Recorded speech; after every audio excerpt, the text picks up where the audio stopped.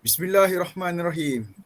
Assalamualaikum dan salam sejahtera dan salam satu Malaysia serta salam ukhuwah kepada warga Dewan sekalian.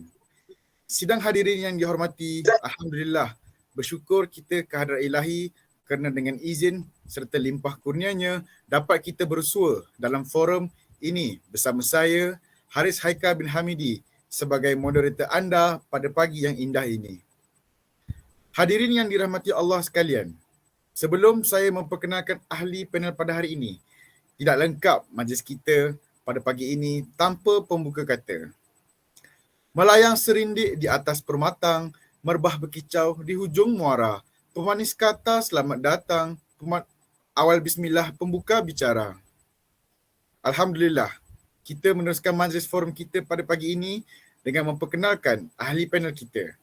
Yang pertama, Prof. Emeritus Tan Sri Muhammad Haziq Hilmi bin Zaimi merupakan seorang pensyarah kanan di Universiti Malaya dan juga mempunyai pengalaman selama 10 tahun sebagai seorang pensyarah.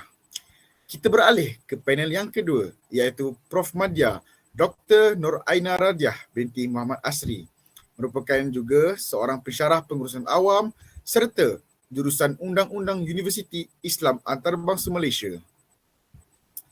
Serta yang terakhir sekali, Nur Syahirah binti Muhammad Rosli merupakan seorang penceramah bebas yang sering berceramah di seluruh Malaysia. Baiklah, sebelum kita meneruskan majlis forum kita pada pagi ini, izinkan saya berkongsi sedikit tentang tajuk kita pada pagi ini. Apakah itu etos bangsa Malaysia?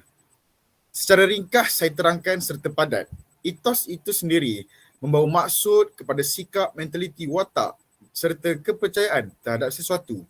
Oleh itu, etos bangsa Malaysia itu sendiri bermaksud sikap, kepercayaan serta mentaliti serta watak kepada bangsa Malaysia itu sendiri. Negara Malaysia ini terdiri daripada pelbagai kaum seperti Melayu, Cina dan juga India. Maka terlahirlah pelbagai perwatakan, sikap serta mentaliti di negara Malaysia. Baiklah, tanpa membuang masa, saya ingin mengajukan soalan kepada panel kita yang pertama.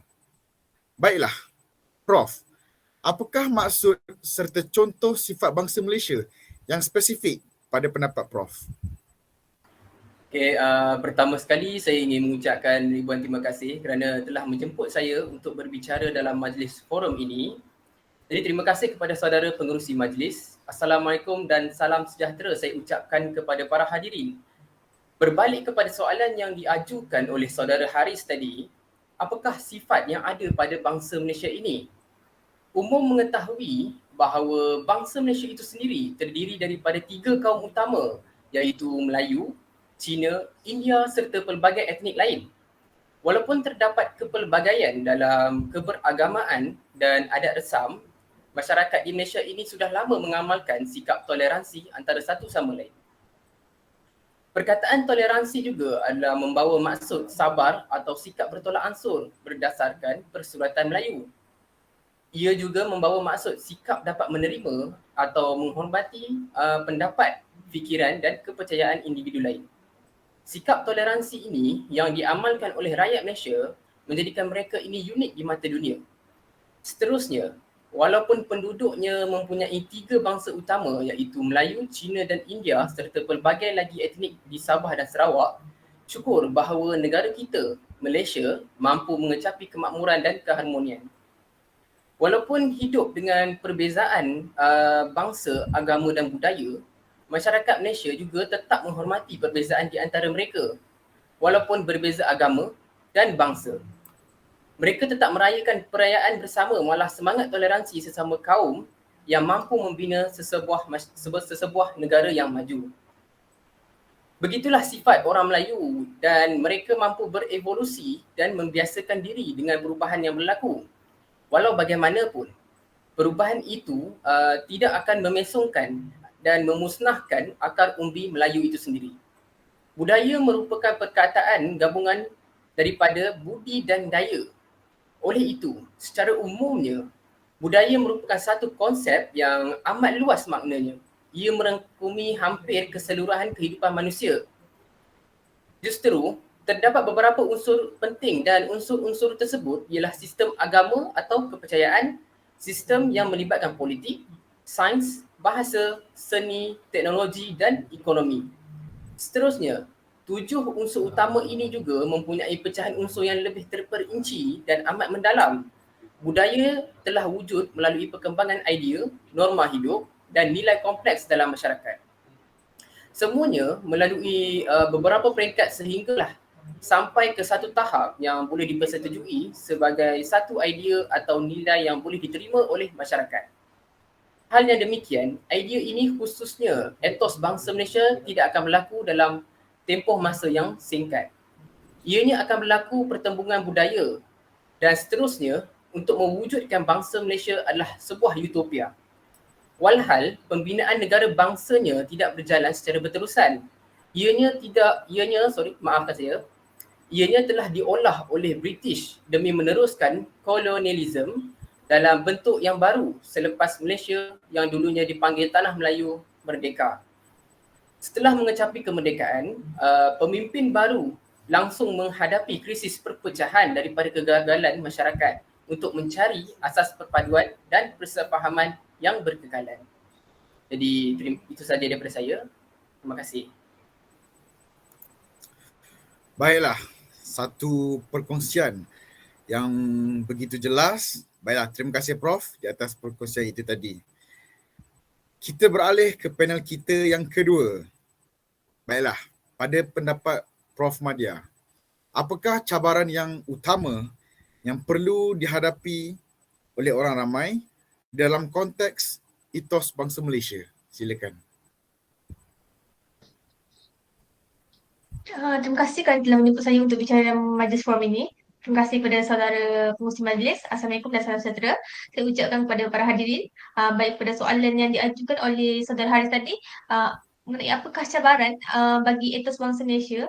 Apabila kita menyentuh tentang cabaran etos bangsa Malaysia ni, sudah semestinya tak lain tak bukannya iaitu kesukaran dalam membentuk sesebuah negara.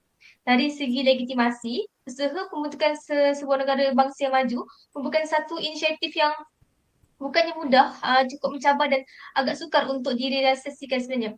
Ia memerlukan komitmen yang berterusan dan kepimpinan yang kuat daripada seluruh rakyat. Oleh itu, legitimasi menyukarkan lagi usaha dalam membentuk sesebuah negara bangsa.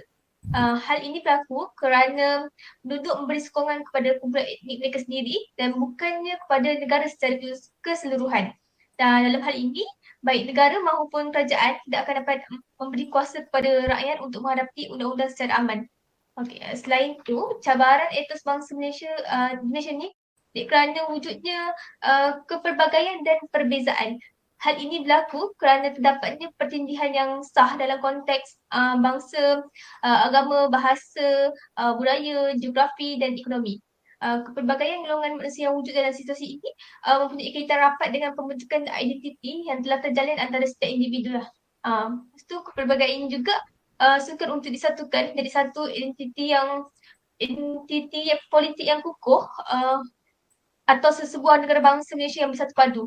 Dan akhir sekali saya nak sentuh mengenai konflik etnik yang berlaku dalam sesebuah negara. Ini juga merupakan satu tafsiran budaya atau pelanggaran tamadun.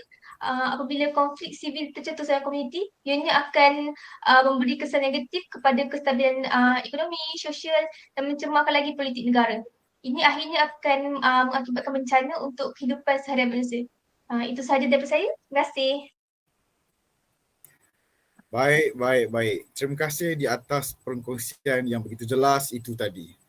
Baiklah, sebelum kita meneruskan majlis forum kita pada pagi ini, saya ingin berkongsi sedikit tentang bangsa Malaysia. Seperti yang saya katakan sebentar tadi, negara Malaysia terdiri daripada pelbagai kaum, agama dan juga bangsa. Dari situ kita dapat lihat bahawa Malaysia merupakan sebuah negara yang harmoni. Dalam pada itu, kita juga dapat meraihkan pelbagai jenis perayaan dari pelbagai kaum pada setiap tahun. Baiklah, mari kita bersama panel kita yang terakhir iaitu penceramah bebas yang terkenal iaitu Nur Syahirah. Baiklah Puan, pada pendapat Puan, apakah penambahbaikan yang boleh dilakukan berkenaan dengan etos bangsa Malaysia? Silakan. Okey, terima kasih kepada saudara pengerusi Majlis Encik Haris atas soalan yang begitu menarik. Seperti semua sudah sedia maklum bahawa etos membawa maksud sikap, mentaliti, watak dan kepercayaan terhadap sesuatu. Untuk menjawab persoalan pengerusi majlis kita tentang cadangan atau penambahbaikan yang dapat kita lakukan untuk meningkatkan etos bangsa Malaysia. Bagi mengatasi kesukaran dalam membentuk sesebuah negara bangsa dari segi legitimasi, ialah pemimpin negara perlu memupuk satu perasaan kenegaraan dalam kalangan rakyatnya. Dalam arti kata lain, pemimpin sesebuah negara juga mesti mendengar suara masyarakat serta menyampaikan visi bersama untuk kemajuan negara dan bangsa. Di samping itu, dengan menggalakkan rakyatnya melihat negara ini sebagai bangsa dan negara yang maju, dengan mempromosikan perasaan kekitaan antara satu sama lain. Atas sebab inilah secara praktikalnya sesebuah negara yang didominasi bangsa adalah satu-satunya senario ideal yang masih belum menjadi kenyataan di mana-mana negara di dunia ini. Seterusnya dengan mewujudkan kestabilan politik. Okey, bagi mendapat kerjasama antara etnik, pemimpin dalam kumpulan etnik perlu memberi penekanan dalam hal ini. Kerana PL yang terlahir dalam diri seseorang di samping pandangan atau persepsi, sikap, tingkah laku, ilmu dan kefahaman yang berbeza, maka ianya akan menjadi mudah untuk membawa kepada konflik dalam masyarakat antara kumpulan etnik yang berbilang, khususnya antara majoriti penuh dengan minoriti. Dengan wujudnya kestabilan politik, rakyat dapat memperoleh pelbagai manfaat dari segi pembangunan negara serta bebas melakukan aktiviti yang mampu merancangkan lagi ekonomi negara. Hasilnya, kemakmuran negara dapat dilihat melalui keamanan dan kesejahteraan hidup masyarakat. Sebaliknya, apabila berlakunya ketidakstabilan politik, keselamatan rakyat akan terdedah kepada bahaya. Justru itu, dengan mewujudkan politik yang stabil, kepelbagaian dan perbezaan dapat dielakkan melalui kesepaduan semua pihak. Kestabilan politik adalah penting untuk menjamin keamanan dan kesejahteraan negara kita. Okey, langkah seterusnya dalam menyelesaikan konflik antara etnik dalam sesebuah negara ialah dengan melahirkan satu konsep negara bangsa yang bertujuan untuk mencegah dan menangani konflik, serta menjana sesuatu pembinaan bagi menggapai sasaran satu bangsa. Keupayaan untuk membina negara bangsa bergantung pada perkongsian nilai serta semangat patriotisme, lingua franca, integrasi, kewarganegaraan dan demokrasi. Keupayaan untuk membina sesebuah negara bangsa merupakan kemuncak kejayaan sesebuah negara. Hal ini kerana tanpa perpaduan dan rasa kekitaan dalam masyarakat pelbagai kaum akan menyebabkan berlakunya ketidakstabilan politik. Pembinaan negara bangsa bagi sesebuah negara berbilang kaum seperti di Malaysia adalah amat penting, terutamanya dalam era globalisasi yang membenarkan pengaliran secara bebas dan pantas bukan sahaja maklumat, modal serta manusia tetapi juga sistem nilai, budaya dan kepercayaan daripada pelbagai negara. Konflik dalam masyarakat sememangnya agak sukar untuk dielakkan, akan tetapi ianya boleh dicegah daripada terus merebak menjadi parah serta boleh mengakibatkan pertumpahan darah, iaitu melalui pendekatan konsep pembinaan negara bangsa yang diwujudkan ini. Itu sahaja daripada saya. Sekian, terima kasih. Baiklah, suatu penjelasan serta perkongsian yang sangat baik daripada Puan Nur Syahira. Baiklah, terima kasih. Secara kesimpulannya, bagi tajuk kita pada pagi ini, bagi membangunkan negara bangsa yang dicontohi Malaysia yang lebih kukuh, satu strategi yang menyeluruh perlu dilakukan dan mesti dilaksanakan demi masa depan negara. Oleh itu, metodologi mesti mengambil kira unsur-unsur antagonis yang berbeza yang terdapat dalam masyarakat berbilang etnik. Atas dasar integriti nasional, salah satu teknik yang berkesan adalah untuk memupuk identiti nasional yang kukuh berentas pelbagai kaum, kumpulan etnik serta strata sosial Malaysia. Baiklah, itu saja majlis forum kita pada pagi ini kerana masa amat mencemburui kita. Terima kasih saya ucapkan kepada ketiga-tiga panel kita kerana sudi meluangkan masa serta mengemukakan pendapat masing-masing pada hari ini. Terima kasih di atas semua perkongsian itu tadi.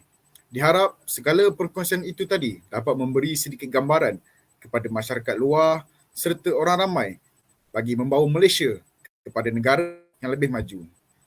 Maka berakhirlah majlis forum kita pada pagi ini.